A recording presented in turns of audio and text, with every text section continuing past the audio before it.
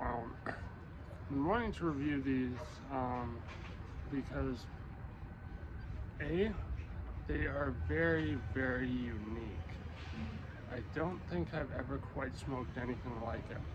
I have tried Chinese cigarettes before, but never in a setting where I felt like, I really was savoring it and, appreciating the flavors, the nuance, the complexity of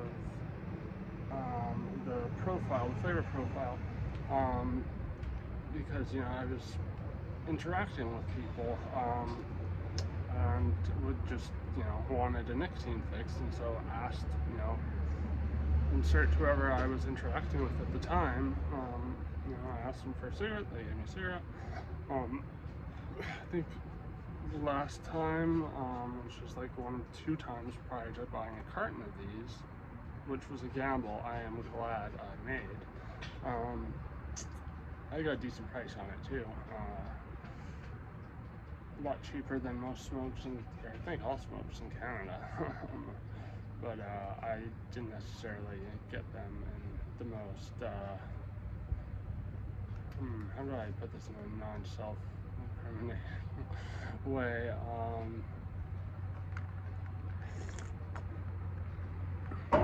Through a Craigslist-like market. Say that much. Happy transaction on both ends. I tried Yuxi or Yuxi, and I don't know how you pronounce that. It's Y-U-X-I. And those are pretty good from what I recall, but again, I wasn't paying a whole lot of attention. My attention was divided because I was working and interacting with people, I think I tried something similar to these another time, but not quite to the standard of the Chunghwa. And there's something I also wanted to do a review because there's not very many of them on YouTube. So they have a very, very unique aroma for a Virginia-based blend. Now it's flue cured, which is essentially the the whole Lucky Strike slogan that was immensely popular. It's toasted. Flue cured is kind of that process, although it depends how that process goes, varying from company to company, brand to brand, culture to culture. You might add some stuff in along the way. Like I feel like the flue cured tobacco for these are treated with a lot of stuff that gives it like a very, very rich flavor profile. It makes it very aromatic. Like the first thing I noticed, despite all these different almost kind of like honey, molasses, fruity flavors coming off of it, the first thing I noticed though, with it being like pretty much pure Virginia as far as I know anyways, it doesn't smell like hay at all, which is very, I don't think I've and I am, yes, one of those weird people who, when I crack a pack, I like to go if it's a good quality tobacco. And Virginia always, uncompromisingly, I guess until I smoked these, smells at least a little bit like hay, no matter how good the quality is. Not these suckers, no. As I said, they have a very prominent smell of molasses. And another interesting thing about these, before I forget to mention it, is I find the flavor can vary quite a bit from pack to pack, from cigarette to cigarette. and not in a way where it's like, you know, obvious that there is a lack of quality control. It's more so like just the multifaceted array of flavors,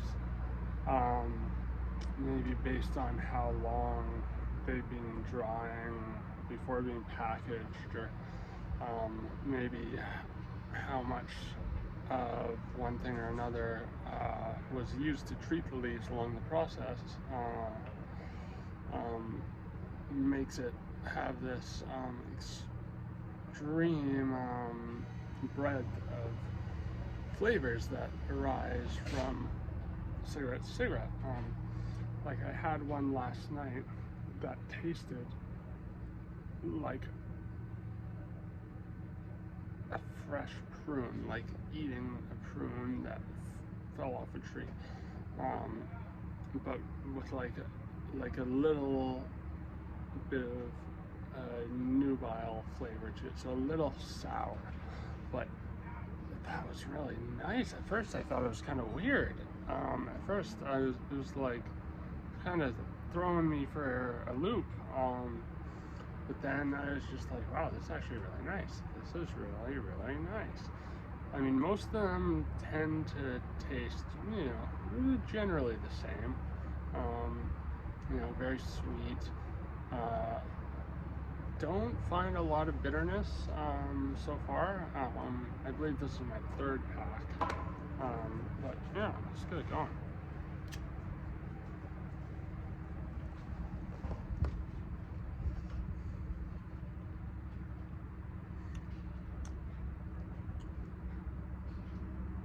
Yeah, this one is kind of similar to the one I had last night. Flavor I was just describing.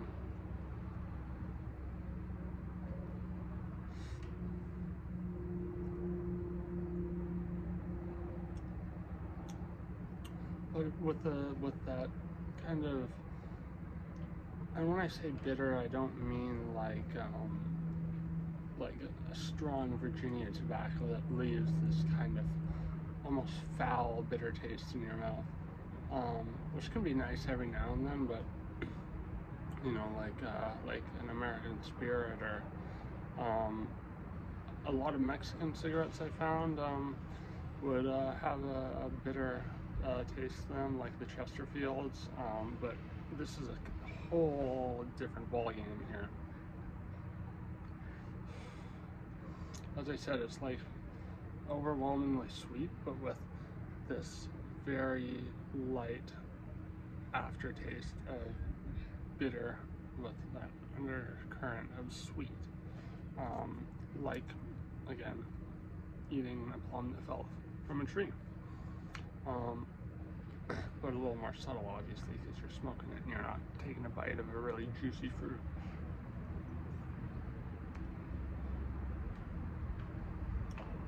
And one thing I must say is these cigarettes are they're very heavy in tar.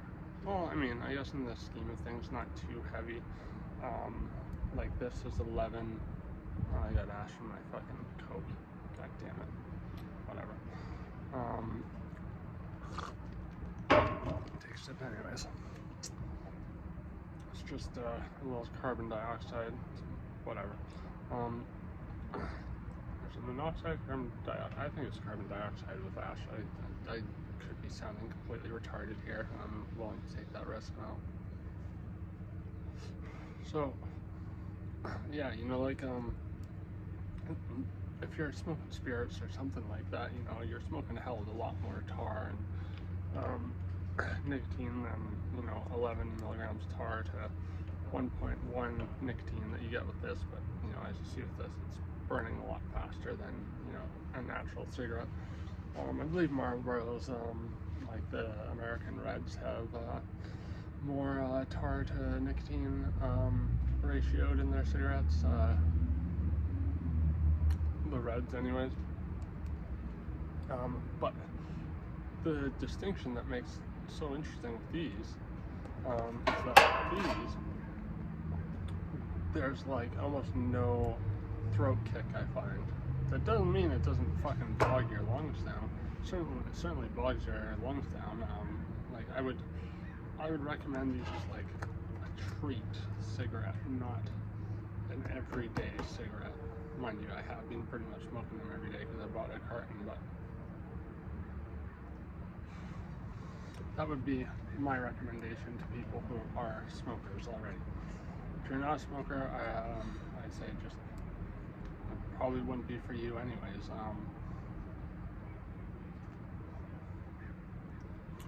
very, very smooth on the inhale and the exhale. Again, you can feel it in your chest, but going down and out is very smooth.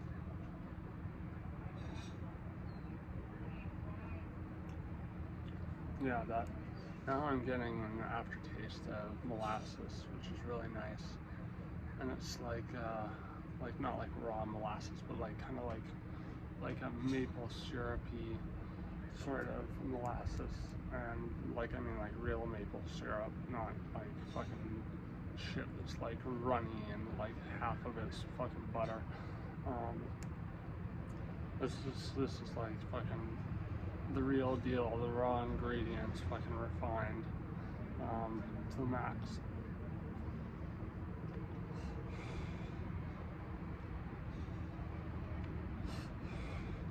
One thing that kind of frustrates me is the tobacco actually goes down into the filter there, but I do not want to smoke with that orange paper, and I do not want to burn the filter and inhale that, because it's always really nasty when you do that.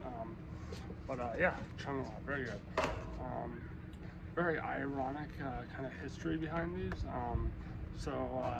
You know, they were Mao Zedong's favorite cigarette. Mao Zedong, the great communist leader who infamously said, "Change only comes through the bullet of a gun."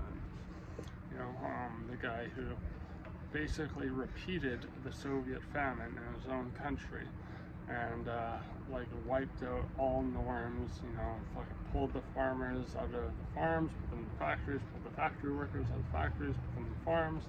Same thing the Bolsheviks were doing. Same results, which were, you know, shitty. Like,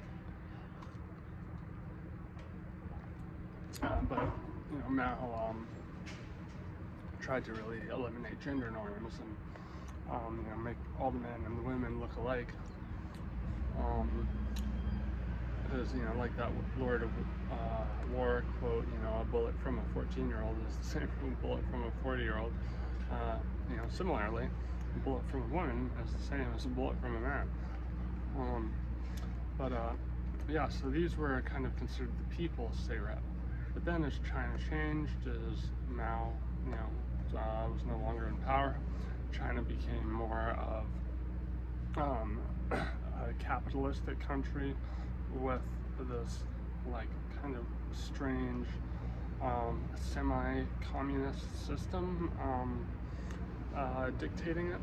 These became symbols of status. You can actually use these as currency in China. Like I went out to Richmond, did a drive with a friend of mine last weekend, I believe it was. We went to a very unique Chinese restaurant that had like a kind of Rococo, Victorian sort of aesthetic to it. But I didn't want to pull these out in front of the waiter because, you know, you're supposed to tip the pack of these if, you know, you have them in China. If you want to show that you are a high roller, you're a person of status. So these went from the people's cigarettes to a staple of the elite, which is the irony I'm speaking of.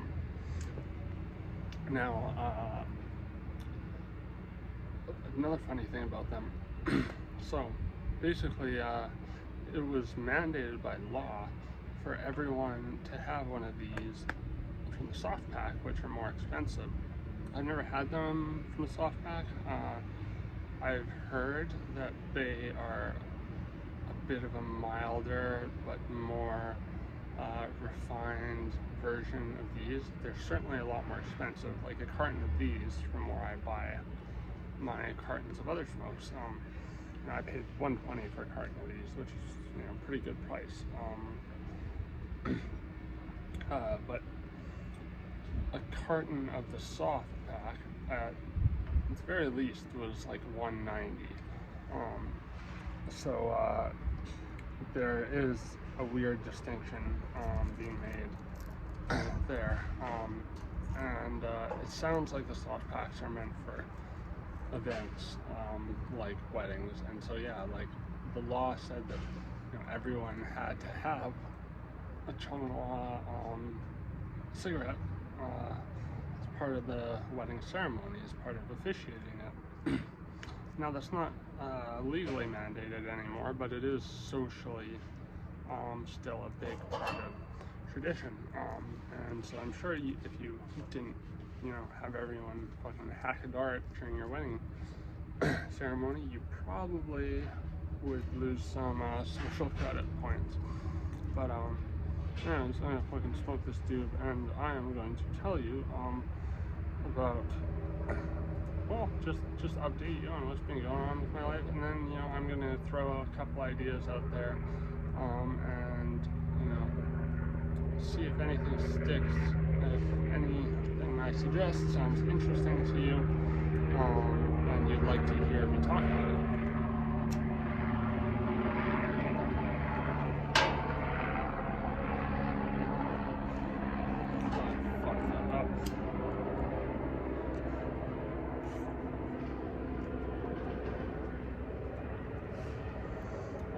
So I'm a working man now. I've been doing urban gardening for the last few weeks. I'm going to continue to do it for as long as I can.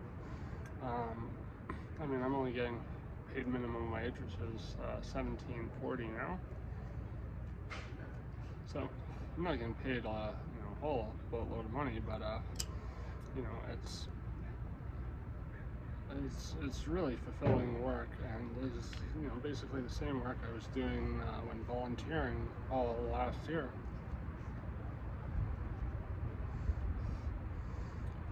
And you know, lucky for me, the spot I'm working at is in one of the like hottest parts of the city,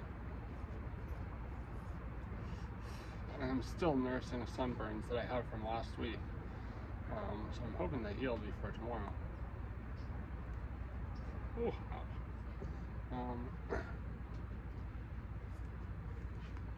yeah, it's neat. There's a lot of very interesting people there. I may get into telling you about them some other day when I know them a bit more and can, you know, soundly say that they're friends of mine. As I do value other people's privacy and, you know, security, even if I'm not naming them. But yeah, it's been good. I've been working my fucking ass off. And I think people notice that I'm a hard worker, and, you know, gardening is really starting to come naturally to me now. It's pretty cool. Pretty cool, I must say. And you know, I always offer to do the grunt work, so I'm always fucking grinding, like fucking inexhaustibly, fucking running around, lifting shit, fucking pulling shit out of the ground, putting shit in the ground. And I volunteer at a local garden on Saturdays.